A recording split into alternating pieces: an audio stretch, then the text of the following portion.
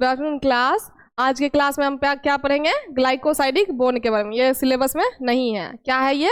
Other है, जो आपके बार बार जो आप पढ़ रहे हो कि ग्लूकोज फ्रुक्टोज ये अल्फा डी ग्लूकोज के साथ जुड़ता है या अल्फा वन बॉन्ड के साथ जुड़ता है, ठीक है। तो वो सब आपके क्या होते हैं? ग्लाइकोसाइडिक बॉन्ड्स होते हैं, ठीक है। तो ग्लाइकोसाइडिक बॉन्ड जो होते हैं वो भी जैसे कि कोवेलेंट बॉन्ड होता है आपका, वैसे ही आपका क्या होता है? ग्लाइकोसाइडिक बॉन्ड होते हैं। तो कोवेलेंट बॉन्ड क्या होता है? तो जो इलेक्ट्रॉन पेयर करता है, क्यों करता है? स्टेबिलिटी के लिए, है ना। तो वैसे ही आपका क्या है? ग्लाइकोसाइडिक बॉन्ड होते हैं जो कि आपके कोवेलेंट बॉन्ड के टाइप होते हैं। That connects carbohydrate sugar molecule. Carbohydrate में आपका क्या होता है? शुगर का मॉलिक्यूल होता है ना। वो क्या करता है? To another group which can be another sugar, a protein और लिपिड। अब देखो ग्लाइकोसाइडिक बॉन्ड है, मान लो कि यहाँ पे आपका क्या है? शुगर है। अब ये जो जोड़ेगा दूसरे शुगर से, ठीक है, शुगर हो या प्रोटीन हो या लिपिड हो, जो भी हो, ठीक है। तो ये जो जोड़ने वाले बॉन्ड को हम क्या कहेंगे?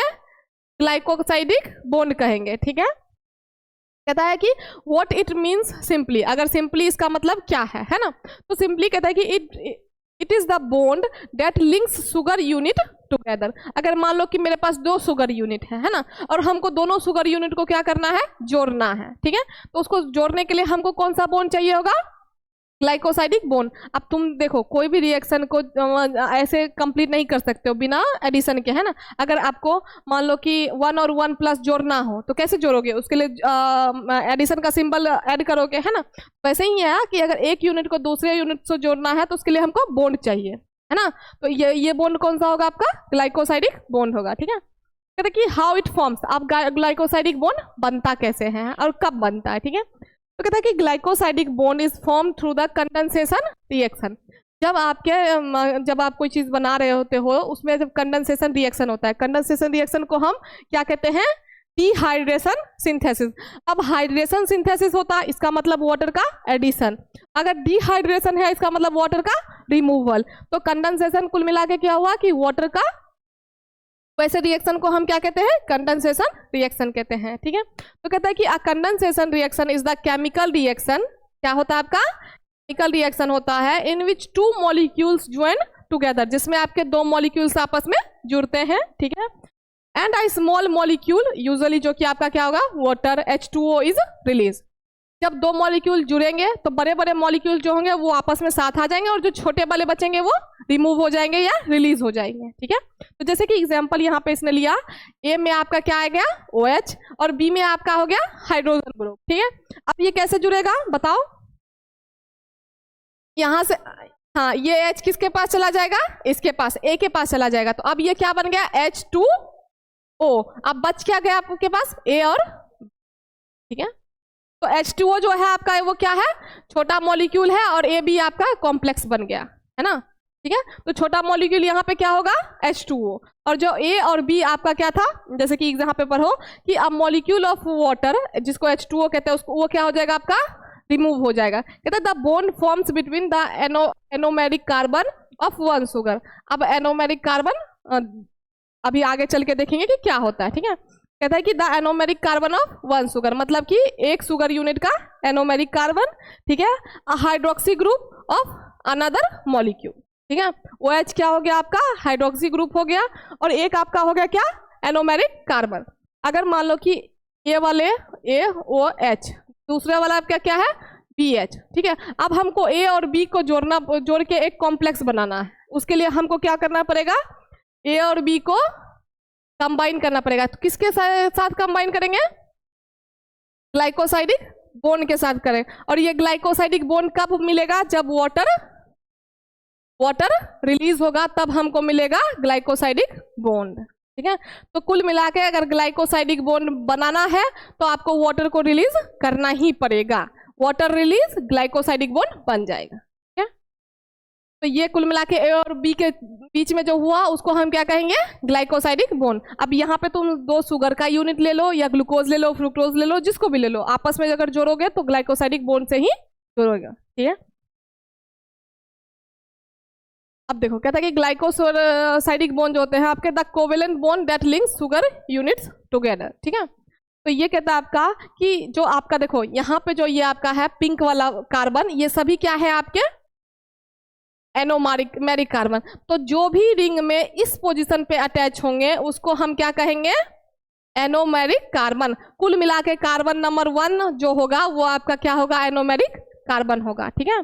उसके बाद कहता है कि जो आपका ये वाला पार्ट है वो आपका वहां पे उस साइड पे क्या आपका अटैच है, हाइड्रोक्सी ग्रुप अटैच है, ठीक है। तो ये आपका ये पोजीशन किसका है, एनोमेरिक कार्बन का, कार्बन नंबर 1, ठीक है। कहता है कि कंडेंसेशन रिएक्शन जिसमें आपका डिहाइड्रेशन रिएक्शन होता है, अगर मान लो कि शुगर का 1 यूनिट लिया हमने, ठीक है।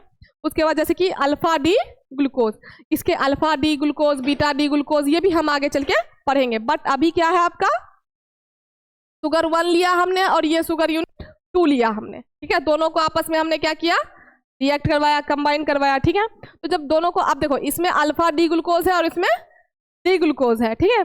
अब कहता है कि जब दोनों को कंबाइन करोगे तो इसके लिए आपको क्या करना पड़ेगा, अगर आपको इन दोनों को कंबाइन करना है तो आपको कौन सा रिएक्शन करवाना पड़ेगा, कंडेंसेशन। कंडेंसेशन रिएक्शन में क्या होता है, वाटर रिलीज हो जाता है, वाटर रिलीज होगा तो क्या बनेगा, ग्लाइकोसाइडिक बॉन्ड बनेगा। जब भी वाटर रिमूव होगा या रिलीज होगा तो क्या बनेगा, ग्लाइकोसाइडिक बॉन्ड बनेगा, ठीक है। तभी जाके आप ये शुगर 1 और शुगर 2 को आपस में जोड़ पाओगे, ठीक है। तो इसके लिए हमने कंडेंसेशन रिएक्शन किया जिसमें वाटर का रिमूवल हुआ और आपका क्या बन गया, ये जो बॉन्ड बना इसको हम कहेंगे ग्लाइकोसाइडिक बॉन्ड, जिसको कहता है C1 O के साथ, मतलब ऑक्सीजन ग्रुप इसके बीच में अटैच है, इसीलिए C1 COC कार्बन लिंकेज, मतलब कार्बन 1 जो आपका एनोमेरिक कार्बन हुआ, ठीक है। उसको हमने ऑक्सीजन के साथ जोड़ा और ऑक्सीजन जो है वो यहाँ के कार्बन के साथ जाके जुड़ा, तो इसलिए ये क्या हो गया, C1 ऑक्सीजन C, मतलब कार्बन लिंकेज हो गया, ठीक है। और वाटर यहाँ से क्या हुआ आपका, रिलीज हुआ, ठीक है। अब कहता है कि एनोमेरिक कार्बन जो होता है वो कहता है कि फ्रॉम फर्स्ट शुगर, ठीक है। C1 जो होगा वो आपका क्या होगा, एनोमेरिक कार्बन होगा और हाइड्रोक्सी ग्रुप आपका जो भी OH होगा जो कि आपका सेकेंड शुगर होगा, ठीक है। तो कहता है कि 2 ग्लूकोज मॉलिक्यूल्स ज्वाइन इसमें, ठीक है। वाटर H2O इज रिमूव्ड, उसके बाद आपका ग्लाइकोसाइड बॉन्ड इज फॉर्म। तो कुल मिला के ग्लाइकोसाइडिक बॉन्ड कैसे बनता है, जब 2 मॉलिक्यूल आपस में ज्वाइन होते हैं तो कंडेंसेशन रिएक्शन होता है और वो कंडेंसेशन रिएक्शन के वजह से क्या बनता है, ग्लाइकोसाइडिक बॉन्ड बनता है, ठीक है। उसके बाद देखो एनोमेरिक कार्बन के बारे में अच्छे से देखो, ठीक है। एनोमेरिक, अब देखो ये भी ग्लूकोज का स्ट्रक्चर है और ये भी ग्लूकोज का स्ट्रक्चर है, ठीक है। दोनों ही किसका स्ट्रक्चर है, ग्लूकोज का, बट ये ओपन चेन हुआ और ये रिंग फॉर्म में हुआ, ठीक है। जो क्लोज होता है उसको रिंग बोलते हैं और जो ओपनली होता है ब्रांचेस वगैरह में उसको हम ओपन चेन कहते हैं, ठीक है। तो ये आपका ग्लूकोज है और ये भी आपका क्या है, ग्लूकोज। ये आपका क्या हो गया, एल्डिहाइड कार्बन हो गया। यहाँ पे आपका क्या होता है कि एनोमेरिक कार्बन, जिसको हम कहते हैं न्यू कायरल सेंटर, ठीक है। तो एनोमेरिक कार्बन यहाँ पे कहाँ अटैच है, कार्बन 1 जहां भी होगा वो क्या होगा, एनोमेरिक कार्बन, ठीक है। जिधर से भी आप C1 दोगे वो C1 क्या होगा, एनोमेरिक कार्बन, ठीक है। कहता है कि the anomeric carbon is a special carbon atom in a sugar molecule that plays a key role in forming glycosidic bond. तो कहता है कि एनोमेरिक कार्बन जो होता है एक स्पेशल कार्बन होता है, ठीक है, जो कि ग्लाइकोसाइडिक बॉन्ड फॉर्मेशन में बहुत ही मेजर या इंपॉर्टेंट रोल प्ले करता है, ठीक है। कहता है कि carbon that was a part of the carbonyl group, carbon किसका पार्ट है, कार्बोनाइल ग्रुप का, in open chain form of a sugar, ठीक है। ओपन चेन ऑफ फॉर्म कौन सा हो गया, ये है ना। तो इसमें जो आपका है वो कार्बोनाइल ग्रुप, मतलब C डबल बॉन्ड O, वो जो ग्रुप होगा वो बहुत इंपॉर्टेंट रहेगा, ठीक है। फिर कहता है कि after the sugar forms a ring, जब आपका शुगर एल्डिहाइड कार्बन के साथ जब इसको आप रिएक्ट करवाओगे तो वो किस में चला जाएगा, रिंग फॉर्म में। तो जब रिंग फॉर्म में आएगा तो कहता है it becomes the new chiral center bonded to oxygen. तो ये आपका क्या हो जाएगा, एक नया कायरल सेंटर बनेगा जहां पे 2 ऑक्सीजन ग्रुप आपका क्या रहेगा, अटैच रहेगा, ठीक है। कि जैसे कि एग्जांपल में ले लो, ओपन चेन फॉर्म कार्बन 1, ठीक है, ओपन चेन का कार्बन 1, उसके बाद आपका क्या होगा, इज द एल्डिहाइड कार्बन। जो ओपन चेन का कार्बन 1 होगा वो क्या होगा आपका, ओपन चेन का कार्बन यहाँ पे क्या होगा ये बताओ, कार्बन नंबर 1 कौन सा होगा?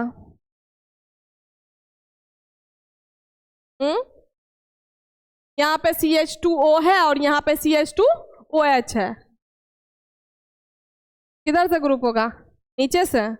1 2 3 4 5 6 1 6 कार्बन है। तो यही कह रहा है कि जो कार्बन नंबर 1 है आपका, वो जो है वो आपका क्या होगा?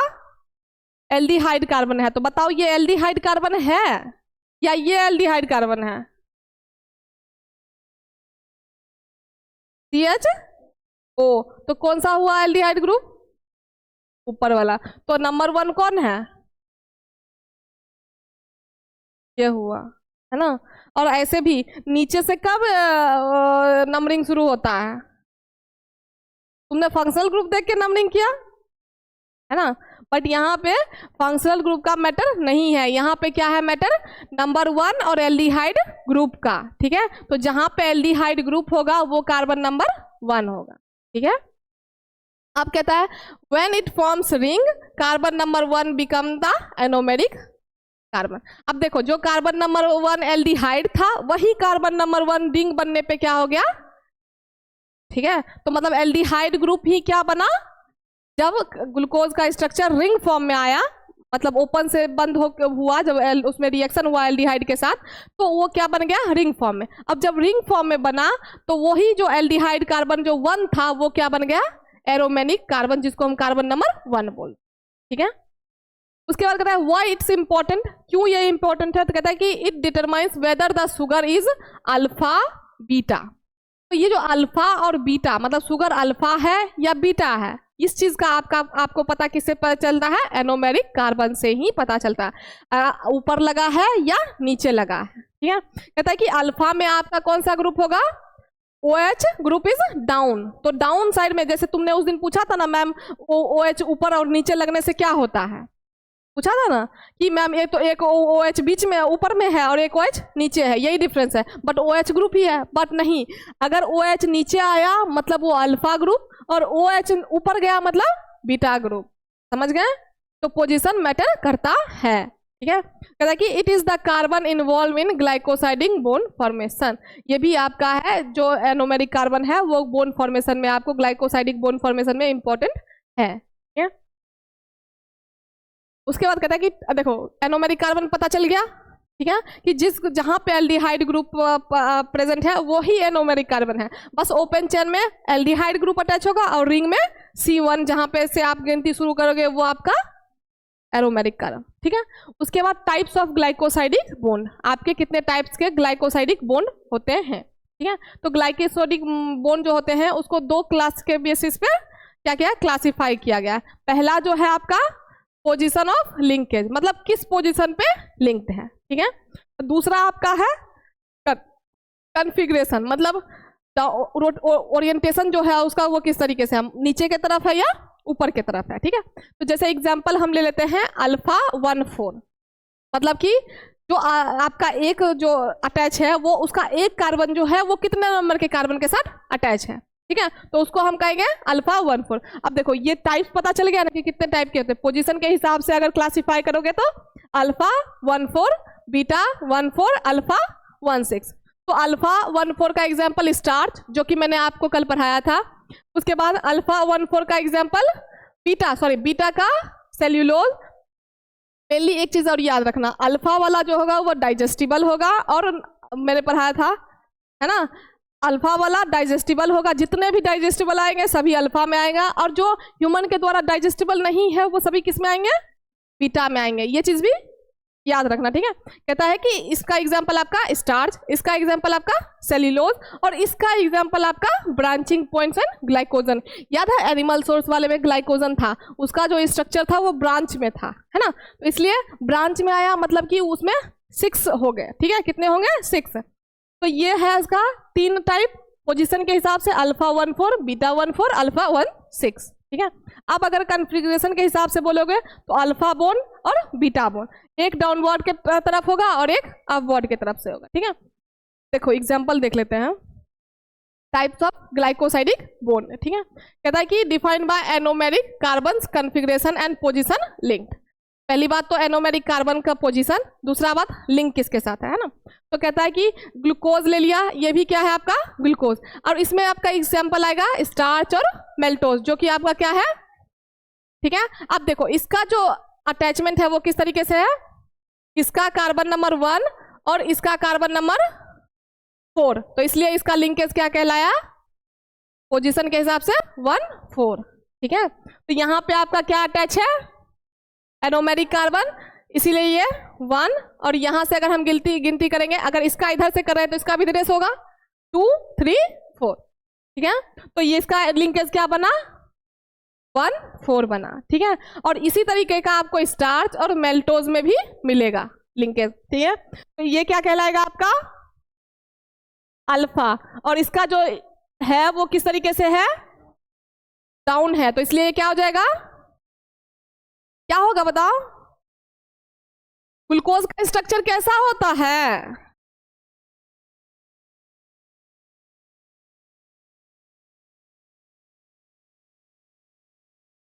ग्लूकोज का स्ट्रक्चर में क्या होता है,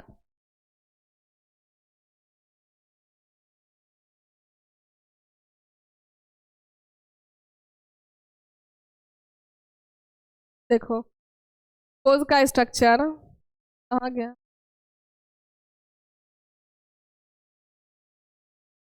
मान लो ये ग्लूकोज का स्ट्रक्चर है ना, ये ग्लूकोज का स्ट्रक्चर है, ठीक है। अब मान लो कि इसका हाइड्रोजन और हाइड्रोक्सी ग्रुप अगर ऊपर जा रहा है तो इसका मतलब ये कौन सा होगा, और अगर इसका दोनों ग्रुप नीचे होगा तो वो क्या होगा, बीटा होगा, ठीक है। तो यही होता है कि ग्लूकोज जो है आपका अल्फा ग्लूकोज है या बीटा ग्लूकोज है। अगर सारे ही OH ग्रुप क्या होंगे, नीचे प्रेजेंट होंगे, तो वो कौन से ग्रुप हो जाएंगे, कौन सा होगा, नीचे में कौन सा रहता है, बीटा रहता है, कुछ नहीं, हाँ पक्का, देख लेते हैं, तुम ही लोग बोलते हो, तुम ही लोग का देख लेते हैं, अब तो तुम ही लोग बोलते हो, नीचे भी तुम ही लोग बोल रहे हैं, ऊपर भी तुम ही लोग बोलते हैं, छोड़ो। देखो ये अल्फा जो रहता है वो नीचे रहेगा और बीटा ऊपर रहेगा, ठीक है। अल्फा सिंपली समझ लो, अल्फा नीचे, बीटा, अल्फा लोअर पोजीशन पे रहेगा, बीटा अपर पोजीशन पे रहेगा। इतना समझो कि अगर अल्फा एल से लोअर पोजीशन पे रहेगा तो बीटा तो अपर ही रहेगा, समझ गए, clear. L for alpha, sorry alpha को एल से डिनोट करते हो, लोअर पोजीशन को भी हम किससे डिनोट करते हैं, लो से, तो एल फॉर लो, तो अल्फा लो पोजीशन पे, बीटा ऊपर पोजीशन पे, ठीक है। तो इस तरीके से आपका अगर मान लो OH ग्रुप सारे नीचे अटैच हुए तो अल्फा ग्लूकोज, और ऊपर के नीचे अटैच हुए तो बीटा ग्लूकोज, समझ गए, क्लियर है। यहाँ पे पोजीशन देख लेना कि अगर इस तरफ से आए, अगर बाहर के तरफ आए तो अल्फा, ऊपर के तरफ जाए तो बीटा, ठीक है। तो ग्लूकोज आपके 2 टाइप के होंगे, अल्फा ग्लूकोज और बीटा ग्लूकोज।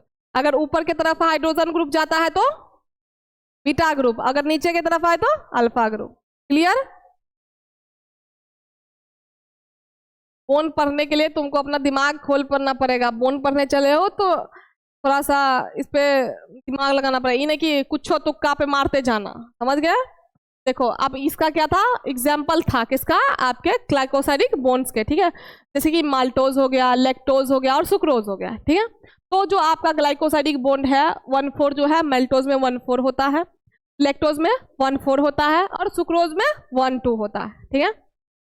अब यहाँ पे यहाँ का क्लियर हो गया तुमको कि अल्फा वाला कहाँ होगा, ऊपर कहाँ होगा, डाउन, और बीटा वाला ऊपर के पोजीशन पे, ठीक है। तो इस तरीके से उसका लिंकेज होगा। और 1,4 क्यों होता है पता चल गया, पोजीशन की वजह से। अगर 1 और 6 के से 4 के साथ अटैच हो रहा है तो 1,4, अगर 1 और 6 के साथ अटैच हो रहा है तो 1,6, 1 और 2 के साथ अटैच हो रहा है तो 1,2, ठीक है। अब कहता है कि जो आपका रियल वर्ल्ड एग्जांपल जैसे आपका हो गया किसका, मेल्टोज का, मेल्टोज आपका क्या होता है, टेबल शुगर होता है, ठीक है। तो इसमें जैसे कि मान लो कि ये आपका बॉन्ड कौन सा शो करेगा, 1,4 1,4। वहीं अगर लैक्टोज की बात करें तो वो भी 1,4, और सुक्रोज की बात करें तो 1,2, ठीक है। अब ये जो एग्जाम्पल है वो किसका है, 1,6 का, ठीक है। किसका एग्जाम्पल है, 1,6 का। 1,6 का एग्जाम्पल वैसे ज़्यादा आता नहीं है, बहुत रेयर है, बट पढ़ लो। जहाँ भी ग्लाइकोजन आएगा 1,6 बॉन्ड ही आएगा, ठीक है। जहाँ भी ग्लाइकोजन होगा 1,6 बॉन्ड आएगा, ठीक है। तो कहता है कि जो ग्लाइकोजन होता है उसमें मान लो कि ये किसका स्ट्रक्चर है। मेन ग्लाइकोजन का जो स्ट्रक्चर मैंने तुम लोगों को बताया था वो इस तरीके से था ना, ब्रांच में पूरा फैला हुआ, बट उसको तुमको नहीं देखना, तुमको किसको देखना है, इसको, ठीक है। तो अब यहाँ पे बताओ ये किसका स्ट्रक्चर है, ग्लूकोज का है, ठीक है, ग्लूकोज का है ना। तो ग्लूकोज का है, तो अभी अब ग्लूकोज में मान लो क्या हुआ, बोलो, ठीक है।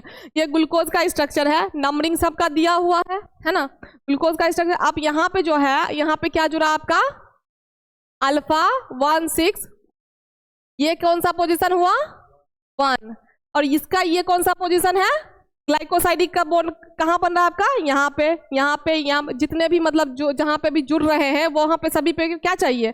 अब मान लो ग्लाइकोसाइडिक बॉन्ड में कंफ्यूज मत होना, अगर एक यूनिट दूसरे से अटैच हो रहा है तो उन सभी के बीच में क्या होगा, ग्लाइकोसाइडिक बॉन्ड्स होंगे। तो ये जितने भी हैं वो सभी आपके क्या होंगे, ग्लाइकोसाइडिक बॉन्ड होंगे, क्योंकि एक यूनिट को जो दूसरे से जोड़ने के लिए ग्लाइकोसाइडिक बॉन्ड हमको चाहिए, ठीक है। अब है कि 1,6 पोजीशन पे कैसे, है ना। अब यहाँ पे ये अल्फा 1,14 ग्लाइकोसाइडिक बॉन्ड दिखा है, क्योंकि यहाँ का 1 और यहाँ का, सॉरी यहाँ का 1 और यहाँ का 4, तो ये क्या हो जाएगा आपका अल्फा। तो ये दोनों इसी तरीके से आप उन सभी को भी नाम दे सकते हो कि किस किस पोजीशन पे अटैच है, तो उसके हिसाब से आपको पता चल जाएगा कि कितने अल्फा ग्लाइकोसाइडिक बॉन्ड या बीटा ग्लाइकोसाइडिक बॉन्ड वहाँ पे प्रेजेंट है, ठीक है। और अल्फा बीटा कैसे पता करोगे, ठीक है। अब कहता है कि जो आपका ग्लाइकोसाइडिक बॉन्ड है मेनली जो आपका बनता है वो यहाँ का 1 पोजीशन और यहाँ का 6 पोजीशन पे जब बनता है तो उसको कहते हैं हम अल्फा 1,6, ठीक है। और अल्फा 1,6 क्यों होगा, क्योंकि दोनों का ही क्या है, बाहर की तरफ है, इसीलिए क्या होगा, हम उसको क्या बोलेंगे, अल्फा 1,6 ग्लाइकोसाइडिक बॉन्ड, ठीक है। मतलब अगर एक पोजीशन 6 पे अटैच है, 1 और 6 अटैच है आपस में, और उसके बीच में बॉन्ड बन रहा है ग्लाइकोसाइडिक बॉन्ड, तो उसको हम क्या करेंगे, 1,6 ग्लाइकोसाइडिक बॉन्ड, ठीक है। क्लियर है, यहाँ ये वाला क्लियर है पार्ट, ठीक है। एक तुम लोग को सुक्रोज का एग्जाम्पल देख लो। सुक्रोज जो होता है उसमें मतलब कि एक ऐसा है जिसमें 1,2 बॉन्ड होता है, समझे, मतलब मेनली सभी में 1,4 मिलेगा, बस जो आपका सुक्रोज होता है उसमें क्या मिलता है, 1,2, ठीक है। तो अक्सर जब भी ग्लाइकोसाइडिक बॉन्ड की बात आएगी तो सुक्रोज में 1,2 ग्लाइकोसाइडिक बॉन्ड पाया जाएगा, ठीक है। तो कहता है कि जो आपका बॉन्ड होगा उसका होगा अल्फा 1,2 बीटा ग्लाइकोसाइडिक बॉन्ड, क्या होगा, बीटा ग्लाइकोसाइडिक बॉन्ड। कहता है कि दिस मीन्स C1 जो कार्बन आपको एनोमेरिक कार्बन होगा वो क्या होगा, किसका होगा, ग्लूकोज का। किसके साथ अटैच करोगे, फ्रुक्टोज के साथ। ग्लूकोज और फ्रुक्टोज को जब हम कंबाइन करते हैं तो क्या बनता है, सुक्रोज बनता है ना। तो जब आपका ग्लूकोज का आप कार्बन नंबर 1 लोगे और इसका कार्बन नंबर 2 लोगे, ठीक है। कहता है कि both anomeric carbons are involve in the bond, तो दोनों ही बॉन्ड जो है आपके इन्वॉल्व हो जाएंगे, है ना, एक का बीटा वाला एक का अल्फा वाला, ठीक है। तो जो आपका एनोमेरिक कार्बन हो जाएगा वो अल्फा वाला हो जाएगा और जो आपका कार्बन नंबर 2 हो जाएगा वो बीटा वाला हो जाएगा। तो इसीलिए वो क्या बना, अल्फा 1,2 बीटा ग्लाइकोसाइडिक बॉन्ड, ठीक है, क्योंकि फ्रुक्टोज का बीटा आ जाएगा और क्या कहते हैं ग्लूकोज का अल्फा आ जाएगा। तो अल्फा 1,2 बीटा ग्लाइकोसाइडिक बॉन्ड, ये रेयर केस है जो आपका सुक्रोज के साथ होता है, क्योंकि हम अल्फा बीटा दोनों को इसमें क्या करते हैं, कंबाइन करते हैं, सुक्रोज ग्लूकोज और फ्रुक्टोज को, तो बनता है आपका सुक्रोज, ठीक है। तो कहते हैं कि हाउ इज सुक्रोज फॉर्म, ठीक है, सुक्रोज कैसे फॉर्म होगा। तो कहते हैं glucose has an OH group, ठीक है, जिसमें कि आपका जो कि आपका कहाँ होगा, C1 मतलब एनोमेरिक कार्बन पे होगा, ठीक है। उसके बाद कहते हैं फ्रुक्टोज हैज OH ग्रुप और कार्बन नंबर 2 पे, ठीक है। तो इसीलिए इसका C2 और इसका C1, ठीक है, और इसका जो OH का पोजीशन होगा वो बीटा पोजीशन पे होगा और इसका अल्फा पोजीशन, ठीक है। तो इसलिए अल्फा बीटा दोनों आएगा, ठीक है। उसके बाद कहता है इसमें कि कंडेंसेशन रिएक्शन है, तो क्योंकि अब इसका भी बॉन्ड बनाने के लिए हमको चाहिए होगा क्या, कंडेंसेशन रिएक्शन, ठीक है। तो कहते हैं the OH form from glucose C1 and H from fructose, ठीक है। OH किससे लोगे? ग्लूकोज से लोगे, और H किससे लोगे? फ्रुक्टोज से लोगे, ठीक है। कंबाइन टू फॉर्म वाटर, ठीक है। जब दोनों को कंबाइन करोगे तो वाटर फॉर्म होगा, और वाटर फॉर्म होगा तो उसको हमको क्या करना है? रिलीज करना है। और जब रिलीज होगा तब क्या होगा आपका? हाँ, उसके बाद आपका बोन बनेगा, कौन सा bone? N oxygen bridge bone, ठीक है, जो कि अभी आपने देखा था, दोनों को आपस में जोड़ा था, है ना, ठीक है। Is left this links C1 of glucose और C2 of fructose, this is called alpha 1 alpha और अल्फा 1 टू बीटा ग्लाइकोसाइडिक, ठीक है। क्लियर है? अब कहता है कि जो आपके ये बोन्स होते हैं, मतलब ग्लाइकोसाइडिक बोन, वो क्यों मतलब इंपॉर्टेंट है ना। तो अगर आपको डाइसैकेराइड और पॉलीसैकेराइड बनाना है तो आपको ग्लाइकोसाइडिक बोन चाहिए, ठीक है। क्योंकि मोनोसैकेराइड क्यों नहीं है? सिंगल यूनिट होता है, उसमें हमको कुछ अटैच करना ही नहीं है। पर डाइसैकेराइड और पॉलीसैकेराइड में हमको यूनिट्स को अटैच करना होता है, और उस अटैचमेंट के लिए हमको ग्लाइकोसाइडिक बोन चाहिए। समझ गए? मोनोसैकेराइड को ग्लाइकोसाइडिक बोन की जरूरत नहीं है, बट पॉलीसैकेराइड और डाइसैकेराइड को चाहिए, क्योंकि डाइसैकेराइड में 2 टाइप होते हैं। कौन कौन से? सॉरी, ओलिगोसैकेराइड के, ओलिगो का 2 टाइप होता है। कौन कौन सा? डाई, ट्राई, और जो एक आपका हो गया पॉली। पॉली अलग से हुआ है, लेकिन दोनों में क्या होता है कि आपको बोन्स जो आपके यूनिट होते हैं, जैसे डाइसैकेराइड में 2 यूनिट चाहिए जोड़ने के लिए, ट्राइसैकेराइड में 3 यूनिट को जोड़ना है, वहीं पॉली में 3 से ज़्यादा को जोड़ना है, और सभी को जोड़ने का काम ग्लाइकोसाइडिक बोन करता है। तो इसीलिए ग्लाइकोसाइडिक बोन इंपॉर्टेंट है, ठीक है। अगर आपको पॉलीसैकेराइड और ओलिगोसैकेराइड चाहिए तो, मोनोसैकेराइड में काम चल रहा है तो ग्लाइकोसाइडिक बोन की जरूरत नहीं है, ठीक है। उसके बाद कहता है कि डिटरमाइंस डाइजेस्टिबिलिटी। डाइजेस्टिबिलिटी को पता करने के लिए ये बोन जरूरी है, क्योंकि डाइजेस्टिबल वाले में क्या हो जाएगा? अल्फा, और नॉन डाइजेस्टेबल वाले में बोन बनेगा बीटा। तो इससे क्लियर हो जाएगा कि कौन सा ह्यूमन डाइजेस्ट कर सकता है, कौन सा नहीं डाइजेस्ट कर सकता है, ठीक है। उसके बाद तीसरा कहता है कि इसेंशियल फॉर एनर्जी स्टोरेज, क्योंकि स्टार्च, ग्लाइकोजन एंड सेल्यूलोज जो होता है वो सभी क्या करता है आपका, तो इसके लिए भी आपका ग्लाइकोसाइडिक बोन जरूरी है, ठीक है। तो बोन क्लियर हो गया। आप नहीं पूछोगे कि ग्लाइकोसाइडिक बोन क्या होता है, और इसको पढ़ना मतलब कि जब खुद से पढ़ोगे बैठ के इसको तो और अच्छे से समझ में आएगा। समझ गए? ठीक है, चलो।